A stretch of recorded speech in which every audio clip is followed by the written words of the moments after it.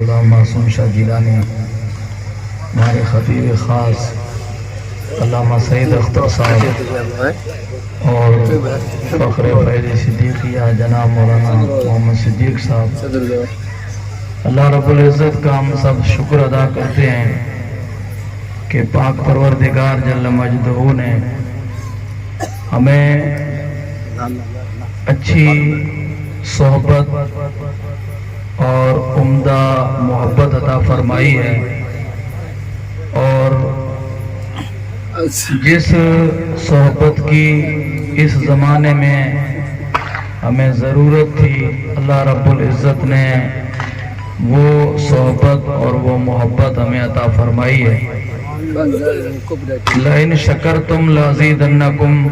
اللہ تعالیٰ جل مجدہ ارشاد فرماتا ہے، مومنو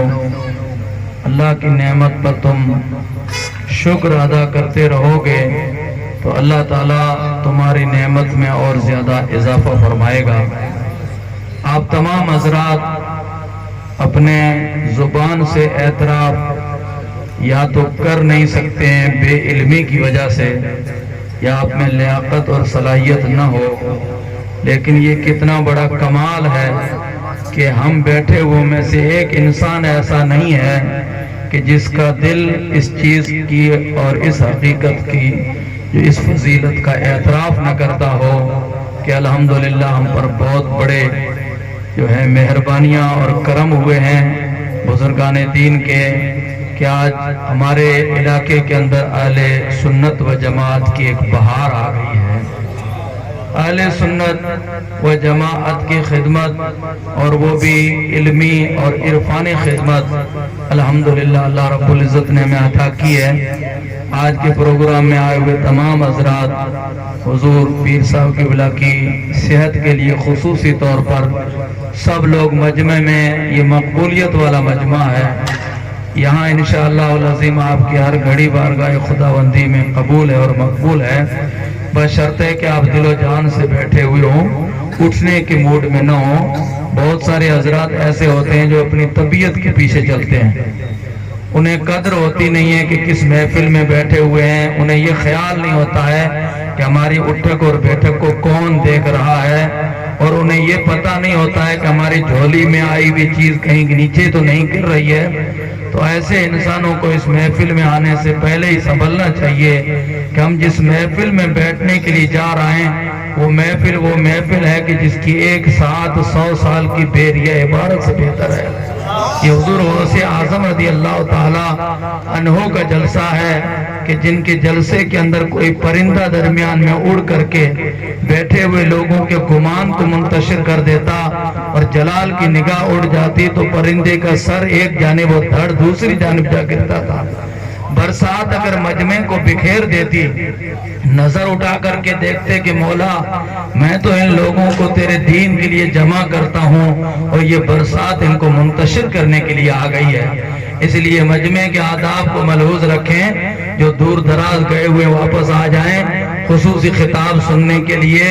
آپ حضرات کو اتنا بڑا اہتمام کیا گیا ہے، منتظمی حضرات نے ماشاءاللہ بہت بڑی محنتیں اور جد و جہد اور کوشش کی ہیں، آپ حضرات سب اس میں شامل ہیں، اور اتنا ہمارا دل بھی یقین کرتا ہے کہ یہ اتنا کچھ جو کچھ ہم نے کیا ہے وہ محض اس ایک دل کو خوش کرنے کے لیے کیا ہے۔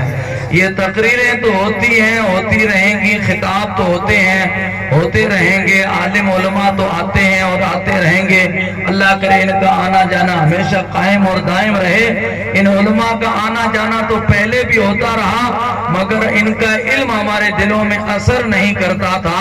وہ کوئی فیضان ہے جس نے آج ہمارے دلوں میں علم نے جو ہے اثر کرنا شروع کر دیا ہے۔ اللہ رب العزت ان نعمتوں کا شکر ادا کرنے کی توفیق عطا فرمائے۔ یہ بڑی مقبول محفل ہے جس میں ہر بندے لکل مومن شفاعتن، ہر مومن کے پاس ایک سفارش ہے، اگر وہ بارگاہ خداوندی میں لگا دے اللہ تعالیٰ ضرور قبول مقبول فرماتا ہے۔ رسول اللہ ارشاد فرماتے ہیں کہ معصوم زبان سے دعا کرو تاکہ قبول ہو۔ صحابہ نے عرض کیا محبوب ہمارے پاس تو زبان ایک ہے جس سے جھوٹ بھی کبھی سرزد ہو جاتا ہے، پاک زبان ہم کہاں سے لائیں؟ حضور हुजूर ने फरमाया तुम्हारी जुबान तुम्हारे हक में गुनहगार है, लेकिन तुम्हारे मोमिन भाई के हक में जब चलती है तो वो बारगाह खुदावंदी में मासूम शुमार होती है। तो मोमिन कितना ही गुनहगार क्यों ना हो, जब किसी आम मोमिन दूसरे के लिए दुआ करता है तो कबूल हो जाती है। फिर ऐसी बारगाहों में अगर दुआएं पेश की जाएं, उनके तो दुआ के लिए बहुत बैठे हैं, हम तो अपना सामान करते हैं। इसलिए सारे हजरात से अर्ज है, हुजूर पीर साहब क़िबला की सेहत के लिए दुआ फरमाएं। अल्हम्दुलिल्लाह आप सबको सलाम भी फरमाए हैं, दुआएं भी फरमाई हैं और अपने साहिबजादे को जियारत के लिए आपके सामने बिठाया है। शुरू मजमे से अल्हम्दुलिल्लाह आकर के तशरीफ फरमाए, हम जियारत से महसूस हो रहे हैं। दो चार अल्फाज सिर्फ लिस्ट में नाम लिखवाने कि जामिया सिद्दीकिया से कोई आया है इसलिए उठा दिया गया है। बाकी आपसे हम अर्ज इतना ही करेंगे, हमारे खुसूसी खतीब बहुत दूर से इस बड़ी उम्र के अंदर तशरीफ लाए हैं, ये हजरत के हुक्म की वजह से तशरीफ लाए हैं। आप दिलो जान से मोहब्बत के साथ